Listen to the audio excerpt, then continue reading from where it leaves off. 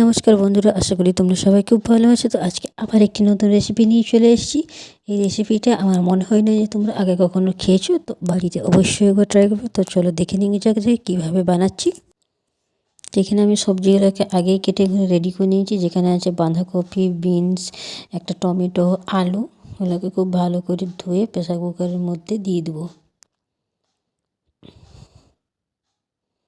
আর ওখানে নিয়েছিলাম আমি 1 চামচের মতন লাহের ডাল আর 1 চামচের মতন মুসুর ডাল।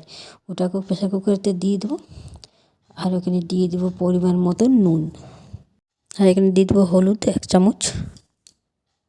আর দিয়ে দেবো এখানে ধনিয়া গুঁড়ো, জিরে গুঁড়ো 1 চামচের মতন। তো এরপরে এখানে আমি প্রেসার কুকারটাকে ভালোভাবে বন্ধ করে দিয়ে ওখানে সিদ্ধ হতে বসিয়ে দেবো। তো এদিকে এখানে আমি পেঁয়াজটা কেটে এখানে আমি রেডি করে নেব। তো এখানে আমি এইভাবে পেঁয়াজটাকে কুচি কুচি করে কেটে রেখে নেব। এখানে 2টো পেঁয়াজ নিয়েছি আমি ছোটো ছোটো। তো এদিকে সবজিটা সিদ্ধ হয়ে গেছে। তো এখানে কড়াইটা বসিয়ে দিয়েছি আমি। কড়াইটা গরম হয়ে যাওয়ার পরে দিয়ে দিয়েছি সরিষার তেল। তেলটা যখন গরম হয়ে এসছে তখন দিয়ে দিয়েছি ফোড়ন, 5 ফোড়ন। আর এখানে দিয়ে দেবো রসুন। রসুনটা দিয়ে দেওয়ার পরে এখানে দিয়ে দেবো পেঁয়াজ। পেঁয়াজটাকে ভালো মতন লাল লাল মতন ভাজবো। কড়াইতে সিদ্ধ হতে অনেক সময় লাগবে, তাই আমি প্রেসার কুকারে সিদ্ধ করে নিয়েছি। কারণ প্রেসার কুকারে খুব ভালোভাবে ডালটা একদম গলে যায়, তাই ওইখানে সিদ্ধ করে নিয়েছি। তো এদিকে দেখতে পাচ্ছি তোমরা খুব ভালোভাবে সবজিগুলো একদম সিদ্ধ হয়ে গেছে।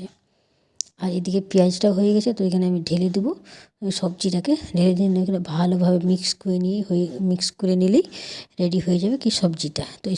তো তোমরা খুব সহজেই এই রেসিপিটা বাড়িতে বানাতে পারবে। তো অবশ্যই তোমরা একবার ট্রাই করে দেখবে, আর খুবই টেস্টি লাগে। তো তোমাদের ভালো লেগে থাকলে অবশ্যই লাইক সাবস্ক্রাইব করবে। আজকের মতন টাটা, বাই বাই।